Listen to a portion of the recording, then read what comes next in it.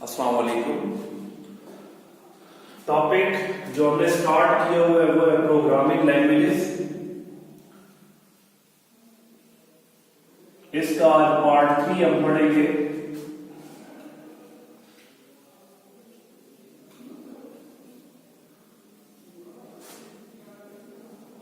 पहले हम जो दो पार्ट पढ़ चुके हैं उन्हें रिव्यू करते हैं। सबसे पहला पार्ट हमने किया था इंट्रोडक्शन ऑफ प्रोग्रामिंग लैंग्वेजेस।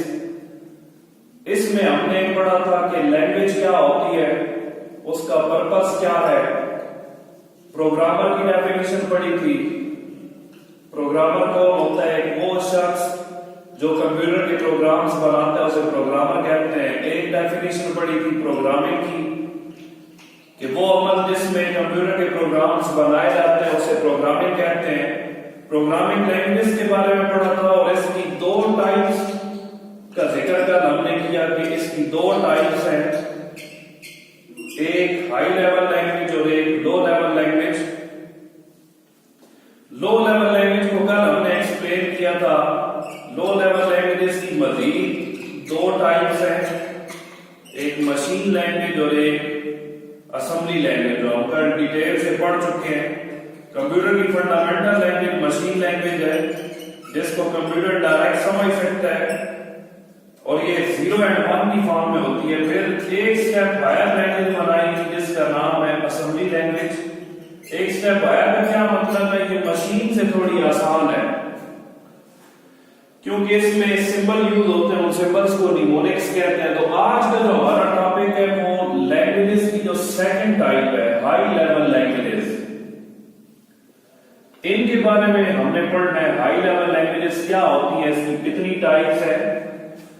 तो कल लो लेवल की इंट्रोडक्शन में हमने पढ़ा था कि ये ऐसी जबानें जो कंप्यूटर के हार्डवेयर के करीब है, मतलब जो जिनको कंप्यूटर का हार्डवेयर आसानी से समझ सकता है लेकिन इंसानी जबानों से दूर तक है। तो ये एग्जांपल भी कल मैंने दी थी कि 0-1 में कोई भी ऐसी कंट्री नहीं है जहां के इंसान 0 एंड 1 में कम्युनिकेशन करते हो। हाई लेवल लैंग्वेजेस इसके बिल्कुल ऑपोजिट है। ऑपोजिट कैसे? These languages are near to human languages but far away from computer hardware.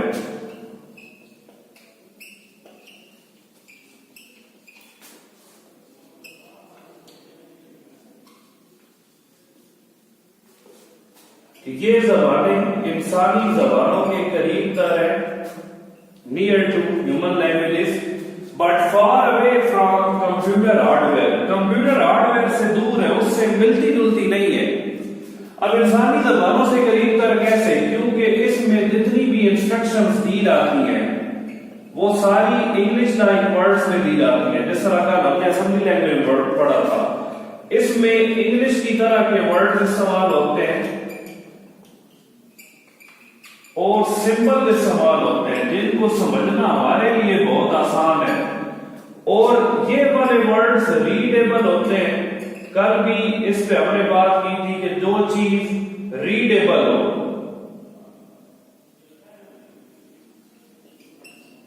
उसे सीखना समझना हमारे लिए आसान होता है। जैसा कि रीडेबल कैसे? फॉर एग्जांपल प्रिंट इंग्लिश का वर्ड है, इसे पढ़ा जा सकता है, ये रीडेबल है, तो इसे याद रखना भी आसान है।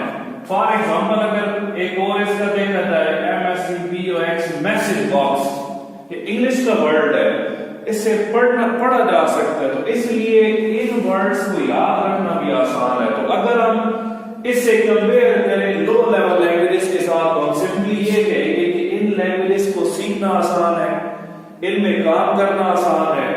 अगर इनमें कोई एरर्स आ गए तो डीबगिंग आसान हो जाएगी। कैसे आसान हो जाएगी? हर चीज इंग्लिश में हमारे सामने लिखी हुई है, तो हो सकता है फॉर एग्जांपल एक सिंटैक्स एरर आ सकता है, प्रिंट की जगह मैंने लिख दिया प्रिंट। तो जब प्रोग्राम ठीक से आउटपुट नहीं दे रहा तो मैं प्रोग्राम को चेक करूंगा या कंपाइलर मुझे बता देगा, जो ट्रांसलेटर्स होते हैं, कि यहां पर एरर है। फौरन जब इस पे फोकस जाएगा मैं समझ जाऊंगा इसमें स्पेलिंग मिस्टेक हुई है, मैंने प्रिंट लिखना था गलती से प्रिंट लिख गया हूं। लेकिन 0-1 में से अगर कोई लैंग्वेजेस पे ढूंढनी पड़ जाए तो वो काफी टाइम लेती है। तो इन लैंग्वेजेस को सीखना आसान इसलिए भी है क्योंकि ये एक प्रॉपर सिंटैक्स के तहत काम करती हैं। इनमें जितनी भी प्रोग्रामिंग होती है, प्रोग्रामिंग का बाकायदा एक सिंटैक्स है। सिंटैक्स किसे कहते हैं? Grammatical rules and regulation for writing computer programs.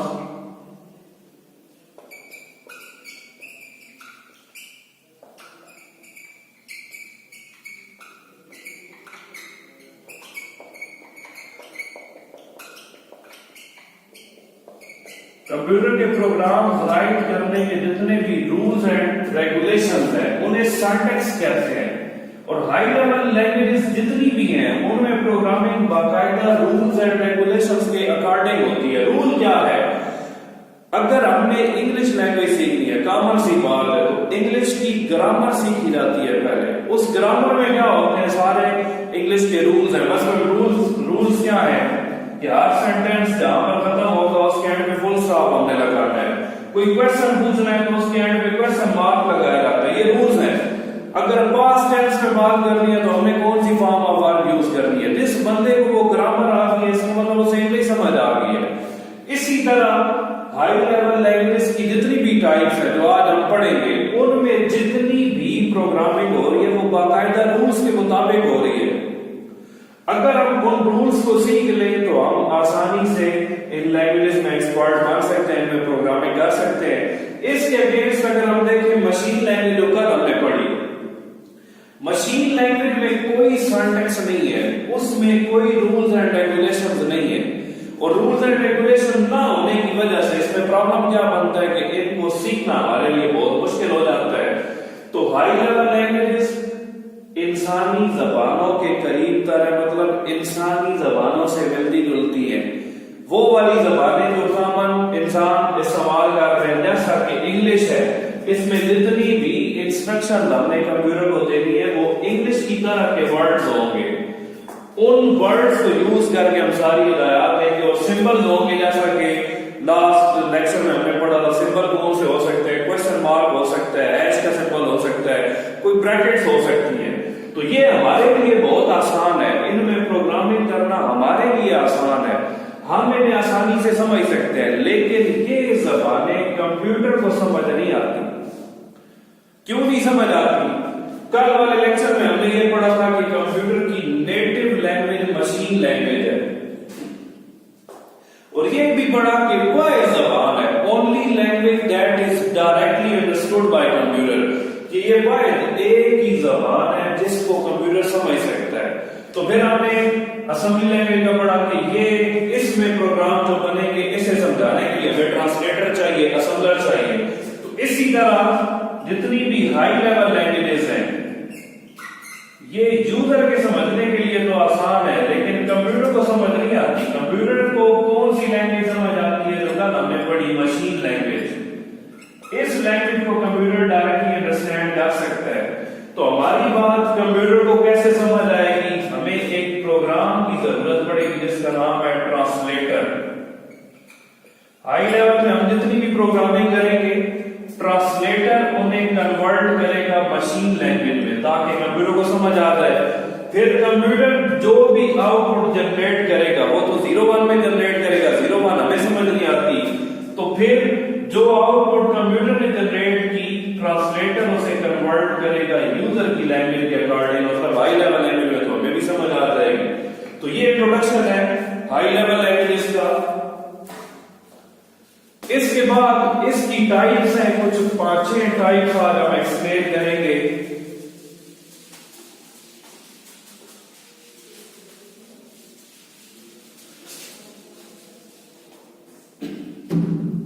पहली type Fortran.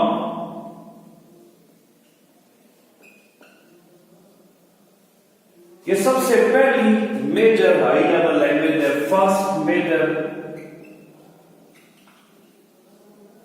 high level language which was developed in 1957 में से बनाया गया।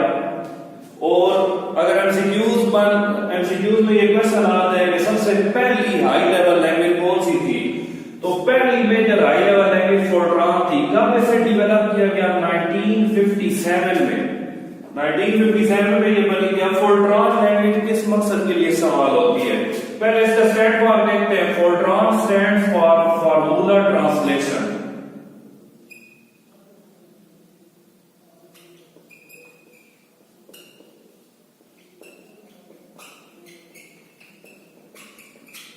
Formula translation. फार्मूले होते हैं साइंस में होते हैं या मैथ्स के अंदर फार्मूले आते हैं, साइंस और। तो इस लैंग्वेज के अंदर जो प्रोग्राम बनाए जाते थे वो सारे जो साइंटिफिक और मैथमेटिकल रिसर्च पे जितनी भी एप्लीकेशन बनती थी वो सारी फोर्ट्रान लैंग्वेज में बनती थी। तो अगर इसका पर्पस हमसे पूछा जाए फोर्ट्रान लैंग्वेज किस मकसद के लिए बनाई गई, तो हम सिंपली ये कह सकते हैं Fortran language was used to develop scientific and mathematical applications. इस लैंग्वेज के अंदर साइंसी और मैथमेटिकल जितनी भी एप्लीकेशंस, जो भी साइंटिफिक रिसर्च के लिए काम हो रहा था या मैथमेटिकल रिसर्च पे कुछ एप्लीकेशन बन रही थी जिसमें मैथ्स के मुख्तलिफ क्वेश्चन भी सॉल्व किए जा सकते हैं, वो सारे फोर्ट्रान लैंग्वेज के अंदर बनते थे। फिर सेकंड लैंग्वेज है basic. Basic stands for beginners all purposes symbolic instruction code. Beginners, अब बिगिनर्स कौन होते हैं? जो अभी अभी प्रोग्रामिंग स्टार्ट कर रहे हैं।